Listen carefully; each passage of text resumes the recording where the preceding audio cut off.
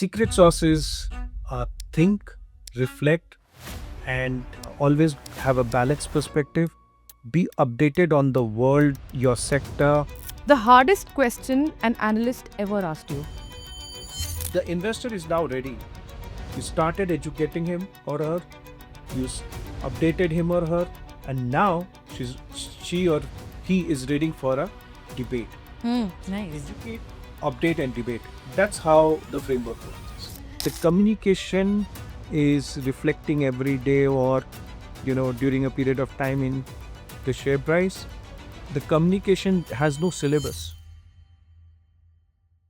Hi, this is Yashika, and you're with me on Voice of Achievers, a podcast where we decode the roles that shape organizations and corporate strategy from behind the scenes through experienced perspectives and leaders who've lived them. Meet Rajiv Sharma, who transforms numbers into narratives that move markets. With 20 years across equity research and investor relations, he's an ex Sell Side Analyst turned a head of investor relations at Tata Communications, helping leaders craft narratives, shape capital, and build trust. As a certified coach, he brings a human lens to the most strategic conversations in the boardroom. Today, we unpack investor relations, or IR, the role that nobody talks about, and the power of narrative alongside numbers. So, let's dive right in. Welcome to the show, Rajiv. Hey, good afternoon. Good afternoon. It's a pleasure to be here actually. I'm so glad. And I think, one of the things that I've noticed in almost like 2 decades, rather, I would say, across investor relations, across being a research analyst, so on and so forth, what is it that you've learned about organizations that you wouldn't have learned any other way? I think when you are an analyst, you're seeing the entire organization from outside. But when you start talking to people inside the organization, what you really notice is that uh, the employees in a corporate, they are specialists with respect to their departments. It's less than 1% or maybe half a percent, or maybe uh, you can count people on fingers that would have the ability or the purpose to see the organization at an overall level. So as an analyst, when we would mean domain specialist, yeah, in respective departments, they mean these most of them were not having the big picture. Because the operational element of the work is so high, the thinking element becomes smaller or lesser, uh, and the ability to reflect comes from thinking. Right.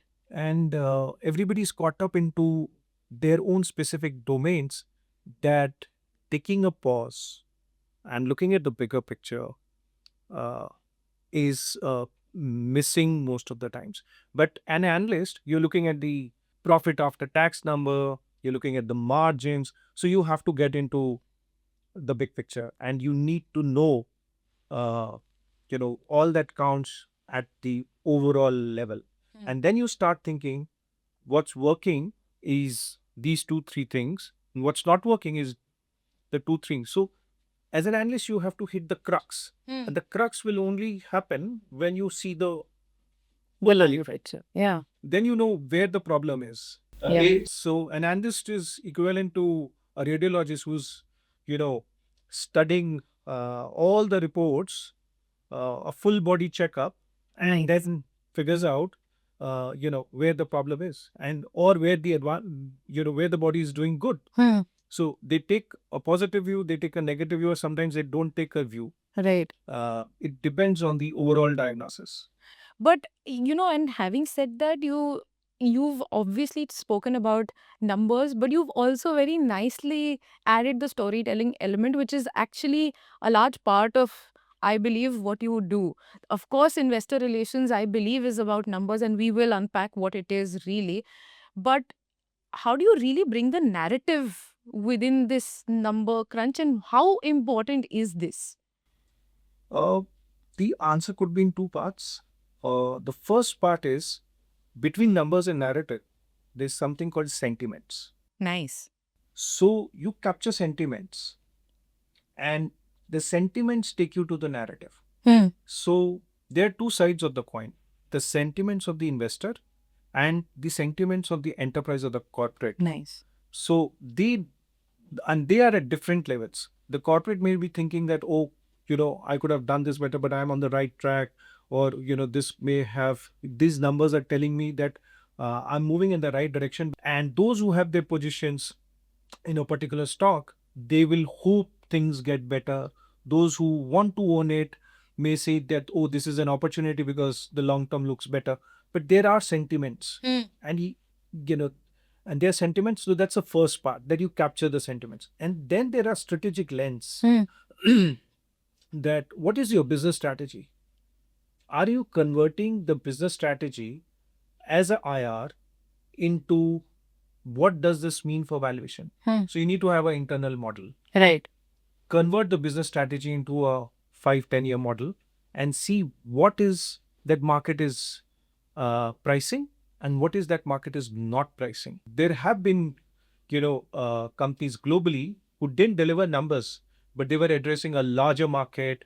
They were unprofitable for a very long time, but market got that narrative. Right. Sometimes there are companies who've done extremely well, but their capital allocation was more towards buybacks, more towards dividends, and they were not reinvesting for growth in future areas. And we have many such examples. So you need to take a lens as to business strategy into numbers. Then is the narrative capturing future growth vectors? Nice. When you operate with these strategic lens, then you try to arrive or close a difference between vision of a management and what could be the desired price discovery or the right valuation for a company. This and at this point in time, here's what I want to do, and let's do this for our audience, our listeners. Tell us really, Rajiv, what is investor relations and what actually happens? Are there certain pillars or certain hard truths that you would want to talk about as an a head of investor relations? Well, most of the times people do not really understand investor relations. Yeah, which is why I was like, we need to know before we. There have been cases when I've been asked like, "Hey, what, Rajiv?" Yeah, I said, "Rajiv, what do you do?" I said, "Investor relation." The guy has heard only investor. He didn't have I know, I know, that's so true. and he's left me. Right, So he or she thinks I am an investor. right. So now, at times, I think, is there a better name for this role? But simpler the better. Huh. It actually tells you everything. There's that one side is the investor, the other side is the relation, and in between is the feedback loop between what you generate between an investor and for the company, and it goes on. So you meet investors, you generate a feedback loop for the senior management. You understand what the senior management is reacting or responding or trying to do with that feedback loop. You understand that better and then take it to the investor back. I believe there are three parts to this role, and one is educate. What is really the thrust is educate, educate, educate. Every time there is something, try to bring a business model framework there. Try to explain the strategies which are in place and try to just be a professor. Yeah. But not really. Keep it light, but educate as to what it really means. Decode it. And you have to always go with the balanced view, because a professor always tells you the upsides and the downside, the good and the risk. So, and it's often said that in stock market you make returns over the longer term because a lot of this is lowered by volatility. This is where the investor relations come with this education approach. He or she addresses the volatility part. Right. There are times when companies will take few quarters to deliver. Every time, every company goes through this, or when the going is good, they're trying to understand what will be their next capital allocation. Investor relation needs to address this gap, this period when things are shaping up. And every time there is something which is shaping up. Yeah. So first is educate. Second is update. There are every time something or the other is happening. It could be your results, it could be a corporate announcement, it could be sale of asset, it could be buying something. Again, put the education lens there. Update that we learned this about the business model. Now this is happening. Right. The third part is the investor is now ready. You started educating him or her, you updated him or her, and now she or he is ready for a debate. Nice. Educate, update, and debate. That's how the framework works. Tell us, and this means that there may be difficult conversations at either end. That also brings in, your prowess as a communicator. What are certain things one must know in terms of communicating hard truths, or if there's a story that you want to tell us that you actually communicated something difficult through a narrative structure on either end? Well, that will be difficult. But what I can share is that sentiments, I spoken about numbers to narrative, there is sentiments. Yeah. Now convert this sentiment into insights. Take these investor sentiments or take the understanding of what management thinks about the whole thing and convert them into insights. And how do you really convert them into insights? You scan the competition, you scan the, maybe the technology side, what's happening, and map everything, and then come out with a very detailed deep dive analysis.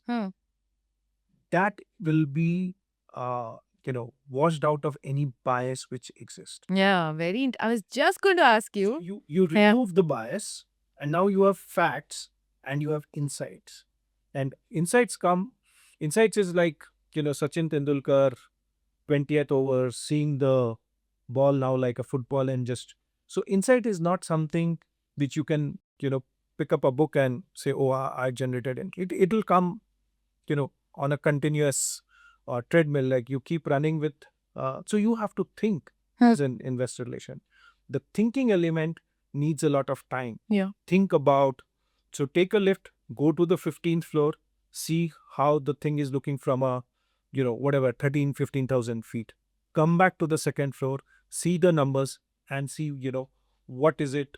And in between, there is a lot of other views. Scan them. Then, then how that's how you generate an insight. That's a lengthy process. And how hard is it to really keep the bias away? What do you do to keep the bias away? It has to be, sentiments are, coming out of, there is a context. So you need to address the context and you need to understand. See, today in Indian markets, there are, earlier when I was in sell side, total number of stocks which were covered by analysts were 150, 200 at max. And investable stocks were 300. Today it's 4 to 500, Yeah. or maybe 600. There's so many listings which have taken place. You need to be sharper, and the sharpness only comes with analysis, representing facts, putting things in the right context, and have some framework in place which addresses all the positives or an adverse situation accordingly. Right. So, for example, a business is not doing, a part of the business is not doing well, or part of the business is doing well. Then, for example, you may use a framework of, okay, the start phase, the grow phase, or a scale phase. Okay. Hey, where are these businesses? You put that in that Either of the bucket. either of Okay. the bucket. Nice. You say, okay, this is in growth phase, and that's why the margins may be coming or may not be coming. Nice. You put something in a start stage, there is no expectation. Is there some parts, I'm very curious to know, can some parts be guesstimation? Or there is absolutely no scope for guesstimation? It is purely insights. Or some parts are guesstimation. There is a lot of guesstimation. I love the word, because the whole investing with AI coming in, everybody can run a macro. They're talking about LLMs which run 27 billion parameters. We are talking about ROSI, margin, some 8, 10 parameters. Then why is it that every time when a stock is being sold by someone, there's someone who's buying it with a price gap of or paying a premium? Yeah. So at the same time, that action is happening most of the times. So the LLM would be giving, or the model or the macro will be giving similar results to everyone. It is the ability to imagine 5 years out. So there is a behavioral aspect which is all about guesstimation, which is all about crystal ball gazing. Yeah. So, there will be buyers, there will be sellers.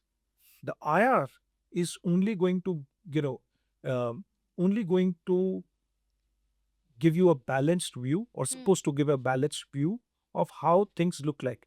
Then it's a call which an investor takes. But you need to ensure that as an IR, the facts are right and you're using all the strategic lens which are available to you. Have you, you need to ask some question. Have you rightly translated the business strategy? Are you talking about the optionality which exists? Or are you able to convert vision into valuation? Are you looking at which is the right set of investors who would really do justice to the story which lies ahead? So you have to do, a lot of deep dive and keep few questions handy with you. Yeah. And once, that becomes your muscle memory, then you don't have to always, struggle with what do I do now. And because, it's so interesting that you mentioned there are so many hidden characteristics from a leadership perspective that end up shaping this role, so to say. I see, diplomacy, I see understanding insights, I see a balance, I see communication and difficult conversations. And you rightly, in one of our earlier conversations, told me that it could be, this role could be a space or a basis, maybe more than an MBA degree. Why did you say that? I'm pretty curious to know. So, as I spoke about, that there are professions which are about spotlight and being a lighthouse. Spotlight is where you are trying to get the attention, where you are trying to, be the focus. Lighthouse is something where you are trying to address the need of your customer or your audience, and you are in a teaching mode. You are trying to just address those needs.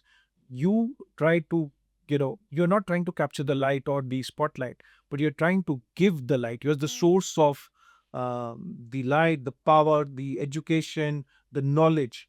And today, the investors really need the lighthouse. They don't need the spotlight. Even the management needs a lighthouse who can, it's very lonely at the top. It's, there are so many things which are going in mind of the CXOs. And there are only few people, as I said, who understand or see the full elephant, the entire elephant. So their ability to resonate with someone who can be the lighthouse is far more superior. And when you are lighthouse, you're bringing awareness, you're bringing a balanced view, and then with it authenticity and the balanced view, you also, win the trust of investors. Right. There will be good times, there will be bad times, there will be, times when financial performance is good and financial performance may be volatile because of, Market connect. investing or market sentiments, Yeah. as you rightly say. But so far as your always view is balanced, so far as your audience understands the business model and where are you heading, uh, you need not worry about anything. Could this role actually be a training ground for CXOs? Well, every role can be a trade round for state shows. But I believe, to your question, on MBAs, MBA, I have done my chartered accountancy, but I always wanted to be an MBA. Thanks to my, father, that I did my CA. Sell side experience taught me to ask the right questions. And now when I know that part, I know how that questions need to be decoded to the right set of answers. So I think it's a journey. Yeah. It's not that, you have to go through that journey. But one thing, MBAs, if, start paying attention, that they need to have some domain expertise over and above the horizontal fluency. And that could be about capital markets, that could be about how investors look at things, their side of view, how analysts look at things, their side of view always helps. Is it fair to say then that this role is maybe an advisory role? Every role has a advisory element and a doing element. This is advisory, but this is also doing, where when you are in live conversations with your investors or with your management, that we, that every minute, that every presence counts. It's up to you how you make the use of it. Yeah. So advisory is that feedback loop part. But let's not take the investor meetings or your discussions with the management as something which is not equivalent to an execution. Okay. It's live action. Because every meeting you're leaving with some perception. Okay, let me put it this way.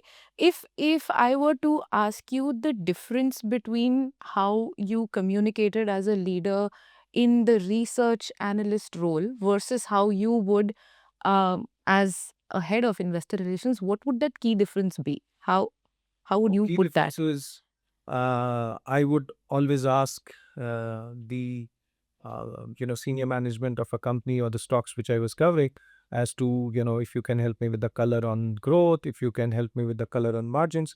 And today, on the opposite side, you are, sitting down with the senior management and helping them, taking their inputs, also sharing your insight as to what is that color, because that question is likely to come. So you anticipate Nice. the whole potential set of questions. You anticipate the investment community behavior, and bring the right context, bring the right aspect and perspective. You continuously train the brain, yours, people inside the company, so that the right messaging goes. Because sometimes, you may not be yourself, but once you are trained, then always the right messaging goes, and it works in the favor of everyone, in the sense that when the right messaging goes, the investor also knows it right, and the senior management is also able to bring out the right perspective, and you are the catalyst to it. Nice. So it's the ability to understand, like, they speak a the investment community speaks a very different language. Huh. How is it different? Uh, Give me an it's example. about, providing color on anything. Hmm. And there are so many, also sometimes jokes around it, that what color you want, baby tomato pink, or chili red. But the whole question is, these are very serious questions. And how do you decode if somebody is for the first time dealing with investors? The CXOs are coming from a very different, they know so much in detail, and decoding that in 2 lines is easy. They can always do it. But if there is some discussion, if there are some nuances, and these days, there are AI models which also try to capture the sentiments basis use of some words. Yeah. Now you may be using, because you could think of those words, but when you know that, then you are a little more careful as to what is the right language to be taken care of. The whole idea is not about narratives. The whole idea is about bringing the right perspectives. This is interesting, and because you've mentioned AI a couple of times, I want to know, does AI really affect, or how do you use AI as part of, your role or responsibility? I'm still in my early days, very early days. I think it's decoding. Will it disrupt the space, Rajiv? Like, will it disrupt aspects of the role or the responsibilities that you I have or carry out? if the view which I have, and I'm an optimist, So I believe that when a lot of analysis is done by machines, which brings you all the numbers, in that case, you have more time, the human element, to interact and meet companies and the senior management. So I think I'll be doing much more meetings and much more investor conferences, and so will be my, peers. So I anticipate that particular behavior to come out, which means we need to be better in what we are doing it because there's a lot more coming up. I also like that you brought in that element of the different colors of is it cherry red, tomato red, and all of that. Tell me, is there a place for humor in this space? I know that you have an element of humor in you. You're a stand-up, comic artist. You've tell me what that element brings into your role. So these are very serious meetings. Hmm. That So humor will not be always about getting on stage and cracking some jokes, but there could be, that some, this is all taxing work. Yeah. But Yeah, very serious stuff. Exactly. puts out, so many pages, so many companies too. But if you have a very light-hearted conversation, you can bring some humor, you can bring some, one-liners. It just helps to bring in a good, you know, a good human touch and a lighter environment. And it is. Have you brought in a joke in a boardroom discussion and Oh, no, it's a serious discussion, but you just, uh, you just lighten the environment. There is no intention with which one goes in. of course it's natural, I would assume. But even humor has got KPIs. Hmm. Well, okay.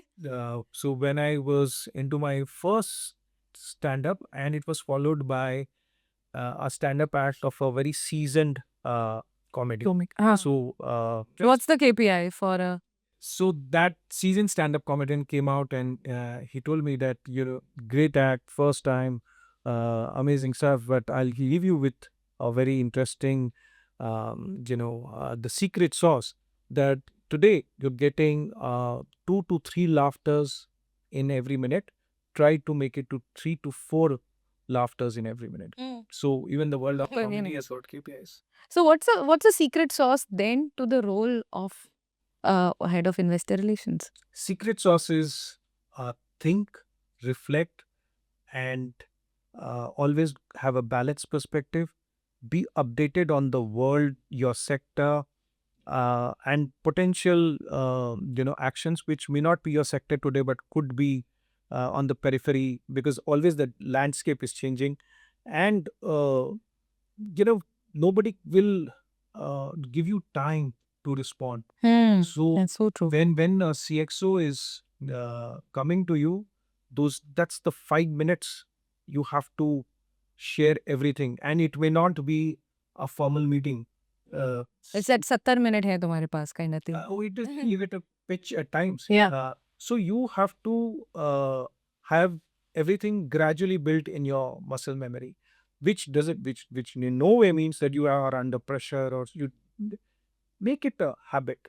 Bring to keep that oiling the machine through learning, spending couple of hours, at least thrice of 3 to 4 times a week, which is not work, Yeah. but which is indirectly a work. Maybe listening to some investors, India and global, listening to some CEOs about sectors which you are operating in, or sectors. Who would you listen to? I mean, could you give us some recommendations that I listen to a lot of podcasts these days which are about, which are posting fund managers, and they're talking about markets and how they look about markets. Zerodha runs their own podcast, which are bringing the sharpest minds, from the investing side. Plus, also keep, listening to wherever it is possible, authors.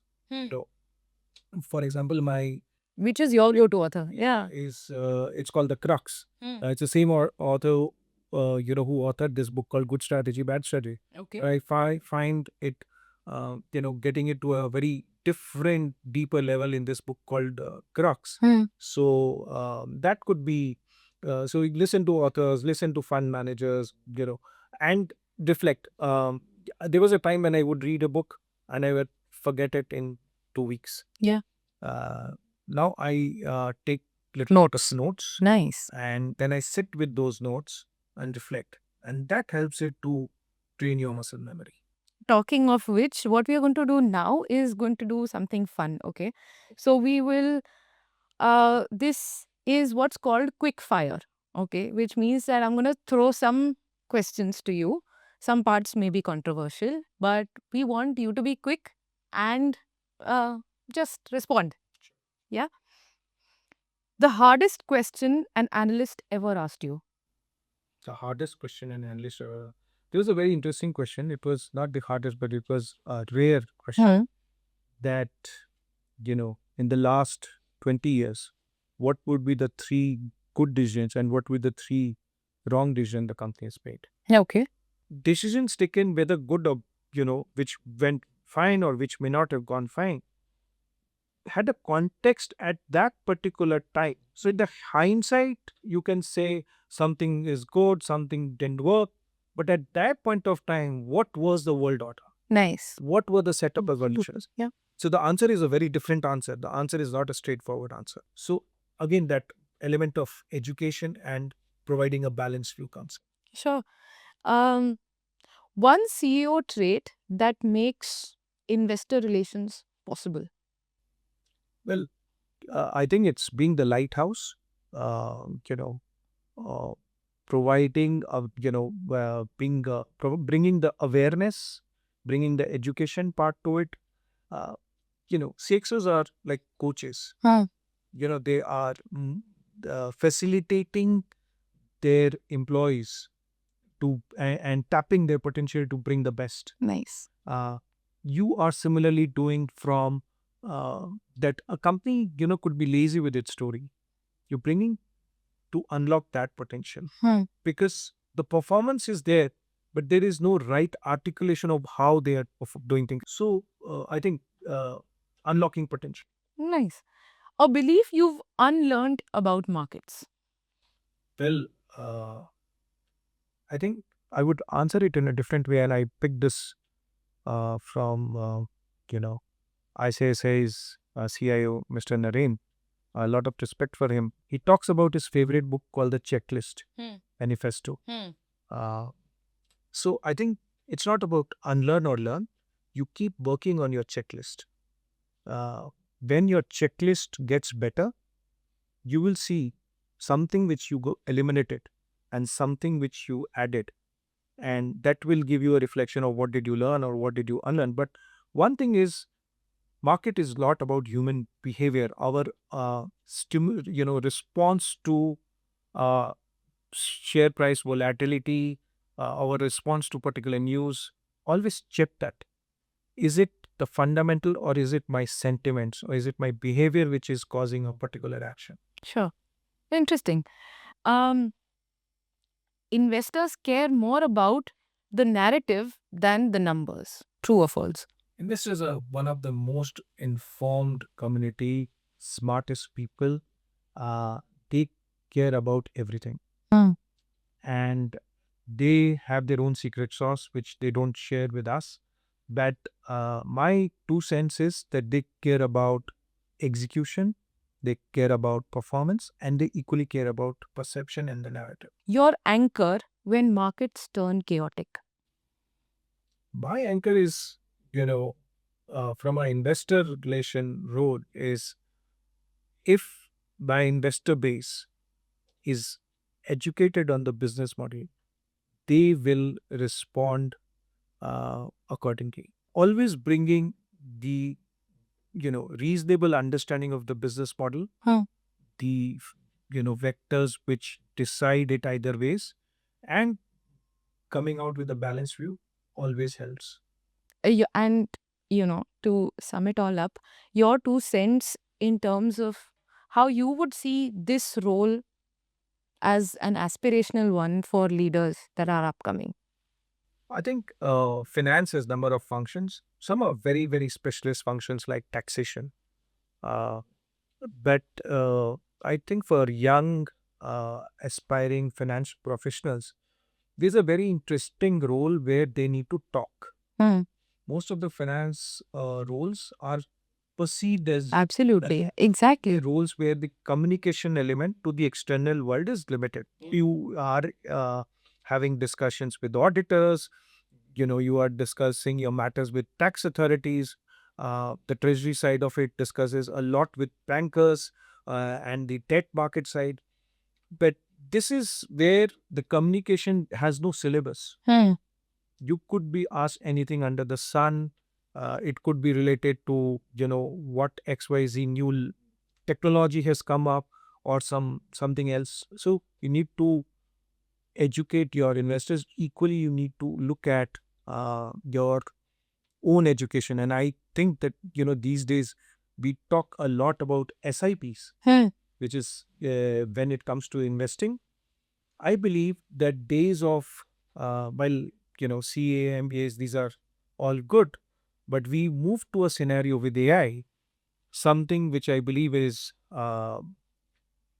SEP or SLP, which is systematic learning program. Nice. Uh, Keep investing in learning, you know, because the next decade belongs to AI, and there is no one big bullet which will help you shape yourself with the advent of AI.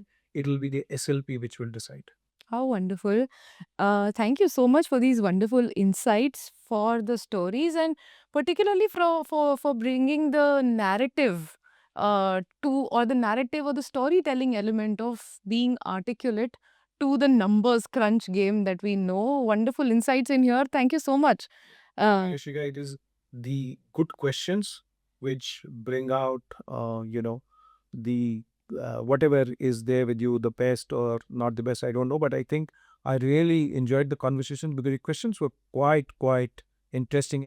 Thank you for tuning in to Voice of Achievers with me, Yashika. Stay tuned and click on the bell icon for more such content about leaders who are leading from the front and from behind. Stay tuned for more such conversations and, more importantly, keep learning and keep listening.